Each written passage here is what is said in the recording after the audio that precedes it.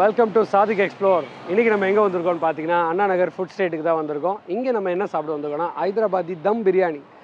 அந்த தம் பிரியாணி யார்கிட்ட நல்லா இருக்குதுன்னு பார்த்தா பிரியாணி ஹவுஸ் அவங்கக்கிட்ட தான் இன்றைக்கி நம்ம ட்ரை பண்ணுறதுக்காக வந்திருக்கோம். ஆல்ரெடி நம்மளால் எல்லாத்தையும் எக்ஸ்ப்ளோர் பண்ணிட்டார். பிரியாணி இங்கே நல்லா இருக்குது, அங்கே நல்லா இருக்குது, இங்கே தான் சூப்பராக இருக்குதுன்னு சொல்லி அவங்க லாங்குவேஜில் பேசி ரெடி பண்ணிட்டார். அதனால் நம்ம அங்கே தான் இப்போ வந்து டேஸ்ட் பண்ணுறதுக்காக வந்திருக்கோம். குறுக்க இந்த கௌசிக் வந்தா இவன் வேற ஒரு பக்கம் கேமரா விட்டுட்டு இருக்கிறான். ஏய் என்ன ஆங்கிள் எடுக்கிற நீ? ஒரு புது முயற்சிடா. ரா பார்த்திபன் அவர்களிடமிருந்து ஒரு சல்யூட். இது தெரிஞ்ச நம்ம பண்ணியிருக்கலாமே. நம்ம பிரியாணி சாப்பிடலாம் வாங்க. அவன் ஒரு பக்கம் எடுக்கட்டும், நம்ம போய் பிரியாணி சாப்பிடலாம். நாங்கள் வந்தோடனே கொஞ்சம் நல்லா கம்ம ஸ்மெல்லாம் வந்துச்சு. எக்ஸைட்மெண்ட்லாம் அப்படி பெருசாக யோசிச்சேன். நம்ம ஹைதராபாத் ஹவுஸ், சாரிங்க பிரியாணி ஹவுஸ்.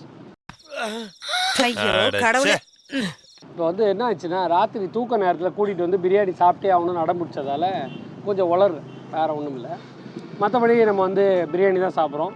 இன்றைக்கி நல்ல ஒரு ஃபீல் ஆக்சுவலாக. இப்போ வெளியே போய் பெரிய பெரிய ரெஸ்டாரண்ட்டு பெரிய ஹோட்டல்ஸில் பார்த்தீங்கன்னா சீட்டில் உட்காந்து சாப்பிட்றத விட என்னடா தம்பி கட்டு வாங்க சாப்பிடலாம் வாங்க. பிரியாணி ரெடியாக இருக்குது, செம்மையாக சூடாக இருக்குது. நம்ம அதை அடித்து காலி பண்ணலாம்.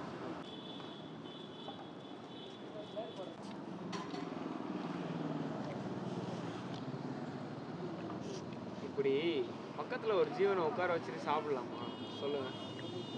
இது என்ன வகையில் போகும் சொல்லுங்கள்? என்ன இது நான் சொல்கிறேன், இது சாப்பிடு. இப்போ நீங்கள் பேசிகிட்டு இருக்கேன், நான் சாப்பிட்றேன். நான் பேசுகிறேன் நீ சாப்பிட்டதுக்கப்புறம் பேசுகிறேன்.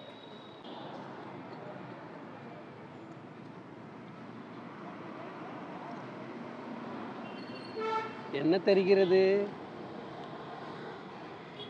காரமாக இருக்குது. காரமாக மட்டும்தான் இருக்குது. போய் நின்னுக்கிறேன். 2 பீஸ்னால் ஒரு குட்டி பீஸு ஒரு பெரிய பீஸ் இருக்குது.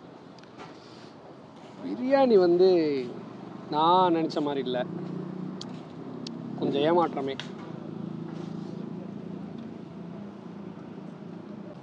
நான் வந்து ஹைதராபாத் பிரியாணி தான் நிறைய சாப்பிட்ருக்கேன். இப்போ என்னன்னா ஓகே அப்படின்ற மாதிரி பிரியாணி தான். தம்பிக்கு எந்த அளவுக்கு பிடிச்சிருக்கு பிரியாணி? நார்மலாக இருக்குது பிரியாணி. ஆமாம், அந்த கரம் மசாலா வாசனை ஜாஸ்தியாக இருக்குது. ரொம்ப எக்ஸைட்மெண்ட்டோடு வந்தோம். வந்து நல்லா ஸ்மெல்லு வந்து இறங்கினோடனே நல்லா அந்த கரம் மசாலா ஸ்மெல்லு இதெல்லாம் இருந்துச்சு. சரி நல்லா இருக்கும் அப்படின்னு நினச்சோம். பட் ஆனால் ஓகே நார்மல், ஏதோ எக்ஸைட் பண்ணிலாம் வர வேணாம். ஓகே மண் இருக்கிற மாதிரி ஒரு ஃபீல் இருக்குது.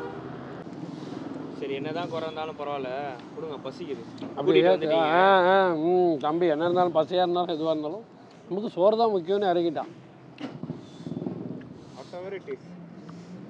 பரவாயில்ல. ஆனால் வந்து நைட்டுக்கு பிரியாணி குவான்டிட்டியும் நல்லா இருக்குது, பீஸும் நல்லா டெண்டராக வெந்திருக்கு. பட் பார்த்தீங்கன்னா காரம் ஜாஸ்தியாக இருக்குது. இப்போ என்னப்பா வாங்கின காசுக்கு ஒர்த்தா இல்லையா? 160 ரூபா அந்த பிரியாணி ஒர்த்தன்றியா இல்லைன்றியா? ஓப்பனாக சொல்லணும்னா இல்லை. ஏன்னா வந்து நம்ம பொய் சொல்லிடக்கூடாது, நம்ம பேச்சை கேட்டு யாரும் வந்து இது பண்ணிடக்கூடாது. ஸோ வேல்யூ இல்லைன்னு தான் நினைக்கிறேன். அதாவது தம்பி என்ன சொல்ல வரான்னா ஒர்த் இல்லை அப்படின்ற மாதிரி பிரியாணி தான் இது.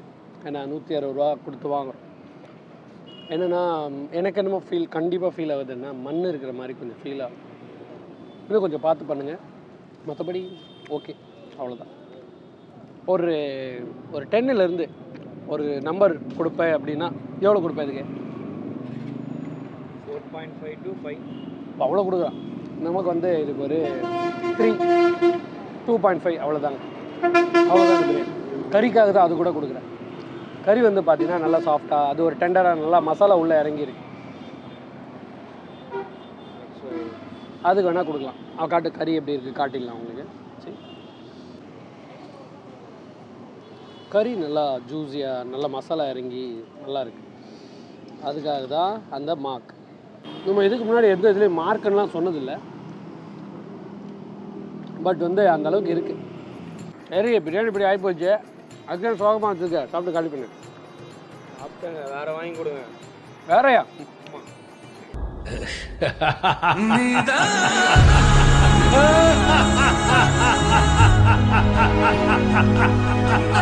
கொஞ்சம் டிசப்பாயிண்ட் ஆகிடுச்சு, பிரியாணி அந்த அளவுக்கு அமையல. நாங்கள் வந்து இந்த பிரியாணியை பாதியிலே ட்ராப் பண்ணிவிட்டு அடுத்த கட்டமாக டீ குடித்து மனசை தேத்திட்டு நாளைக்கு வந்து என்ன பண்ண போகிறோம், திருப்பி பிரியாணி தேட போகிறோம். யார்கிட்ட சூப்பராக இருக்குது பிரியாணி அப்படின்றத உங்ககிட்ட கரெக்டாக சொல்கிறேன். ஓகே, அப்படியே டீயை கண்டினியூ பண்ணலாம் வாங்க. A few moments later. ஆனால் வந்து டீ நல்லா அமைஞ்சிருக்குதுங்க.